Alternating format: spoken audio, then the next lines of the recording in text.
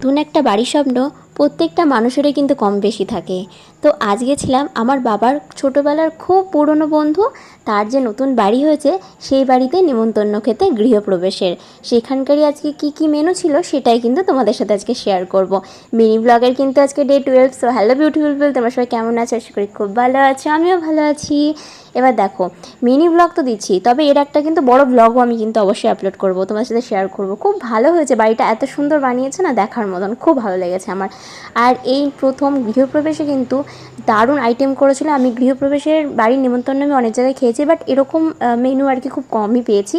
তো যাই হোক, এবার দেখো, প্রথম প্লেটে ছিল প্রসাদ। আর প্রসাদের মধ্যে চিনি কে কে ভালোবাসে বলো তো?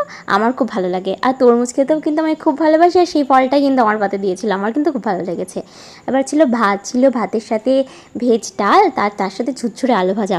এটা হলে তো সব মানে একদম জমে যায় খাওয়ার। আর তারপরে দিয়েছিল পোলাও, আর পোলাওয়ের সাথে ছিল এটা কিন্তু পটলের দোরমা, দারুণ খেতে ছিল। আর তার সাথে একটা ছিল ছানার, এটাকে ছানার কি বলে জানি না, ওটা মেনু কার্ডে লেখা ছিল, আমি ঠিক পড়িনি। তবে আজকের মেনুটা কিন্তু দারুণ ছিল। তার সাথে ছিল এই যে চাটনি, পাঁপড়, আর শেষ পাতায় কিন্তু ছিল 2 রকমের মিষ্টি। এই মিষ্টি খেতে কিন্তু পায়েসটা দারুণ ছিল। তো আজকের ভিডিওটা কিন্তু এইটুকুনি, দেখা হচ্ছে নেক্সট ভিডিওতে।